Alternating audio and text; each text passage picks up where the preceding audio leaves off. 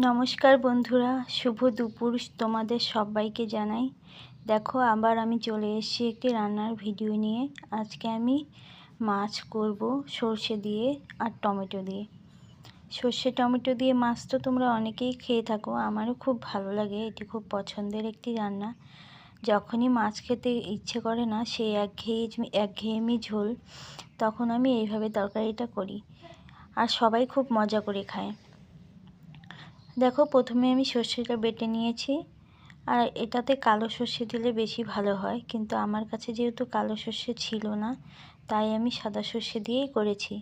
তোমরা করলে কালো সর্ষে দিয়ে করবে, দেখবে খুব ভালো লাগে। সর্ষেটা বাটা হয়ে গেলে আমি সবজিগুলো কেটে নিয়েছি, তোমাদেরকে তো দেখিয়েই দিলাম। প্রথমে আলু, টমেটো, কাঁচা লঙ্কা সব আমি কেটে নিয়েছি, আর খুব বেশি মশলা এখানে দিব না। তারপরে দেখো মশলাটা আমার বাটা হয়ে গেল।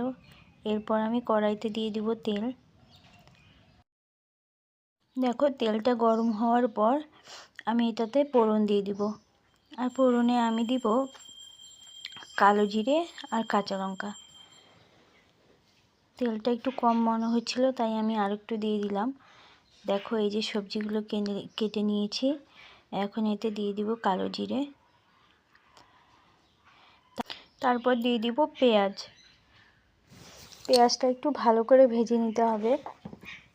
দেখো পেঁয়াজ দিয়ে দিচ্ছি, আর পেঁয়াজটা আমি ছোট মতো দুটো পেঁয়াজ দিয়েছি, দুটো পেঁয়াজ কুচি করে নিয়েছি, ওটা দিয়ে দিলাম।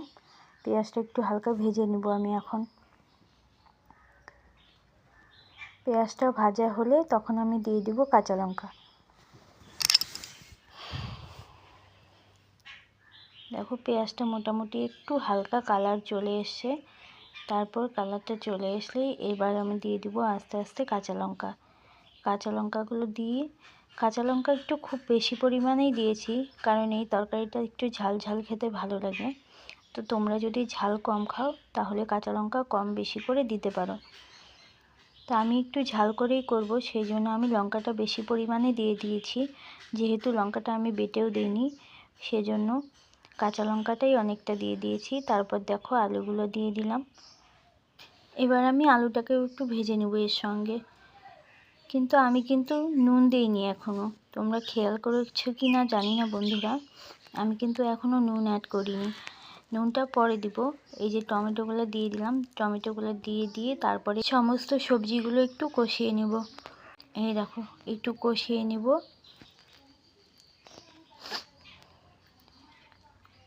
ফুল ফ্লেমে কষিয়ে নেব। তারপরে দিয়ে দিব নুন। নুনটা দিয়ে দিলাম। এখন নুনটা দিয়ে দেওয়ার সঙ্গে সঙ্গে দেখবে একটু পরে টমেটোগুলো গলে যাবে। টমেটোটা গলে একটু হালকা মাখো মাখো ভাব চলে আসবে তরকারিটায়। দেখো কোনো জল অ্যাড করার প্রয়োজন নেই, টমেটোর জলটা দিয়ে এরা সেদ্ধ হয়ে যাবে। আস্তে আস্তে মশলাগুলো দিয়ে দিব। হলুদ, অল্প একটু জিরে গুঁড়ো, খুব সামান্য জিরে গুঁড়ো দিয়ে দিলাম হালকা। তারপর এটাকে আবার একটু কষিয়ে নেব। মশলাগুলো দিয়ে কষানোর সময় দেখবে বন্ধুরা জল ছেড়ে দিবে তরকারিটা, কোনো জল অ্যাড করার প্রয়োজন নেই, আর টমেটোগুলোও খুব সুন্দরভাবে গলে যাবে।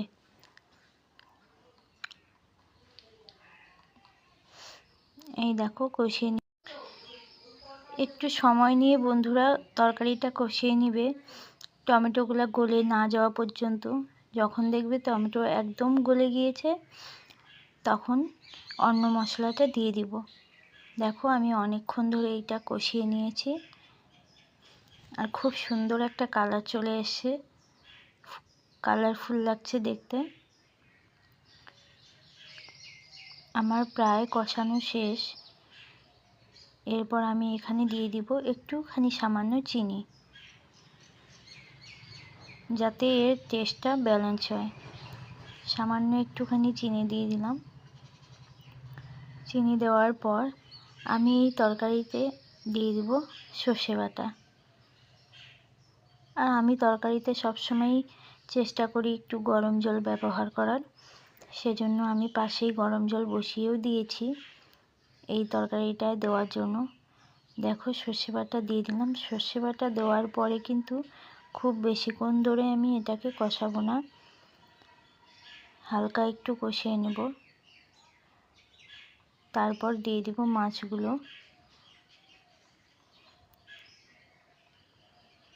দেখো মাছগুলো দিয়ে দিলাম, আর একটা সঙ্গে মাথা ছিল, মাথাটাও দিয়ে দিলাম।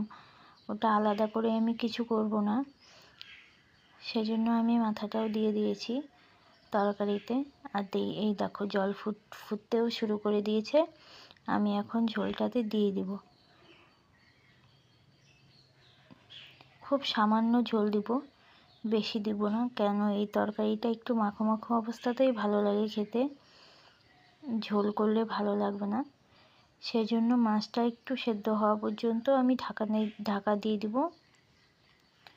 তারপর খুলে দেখাবো, দাঁড়াও বন্ধুরা। এই দেখো আমার তরকারি প্রায় রেডি। এখন আমি একটু নেড়ে চেড়ে নামিয়ে নেব। ঝোলটা খুব সুন্দর মাখো মাখো হয়ে গিয়েছে। এটা ঠান্ডা হলে একদম শুকিয়ে যাবে, এই ঝোলটুকু আর থাকবে না, হালকা হয়ে যাবে ঝোলটা। তখন গরম ভাতের সঙ্গে এটা খেতে খুব ভালো লাগে। তোমরা একবার প্লিজ বাড়িতে ট্রাই করো। আর আমার রান্নাটা যদি ভালো লাগে তাহলে অবশ্যই আমার চ্যানেলটিকে একটু সাবস্ক্রাইব করে দিও আর আমাদের সঙ্গে থেকো।